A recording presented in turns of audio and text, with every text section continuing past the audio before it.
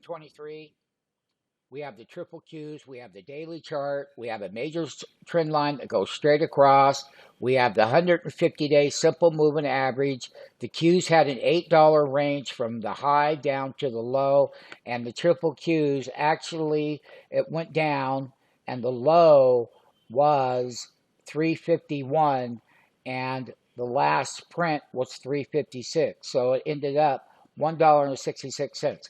How to trade the triple Qs. You got a sell signal. You also are oversold on the triple Qs. And when you get oversold like here and the lines go up, you can see how they rally. Sign up for the free 5-day trial. Hit the switch in the YouTube. Sign up. Become a member of the YouTube so that you get updated when videos are released.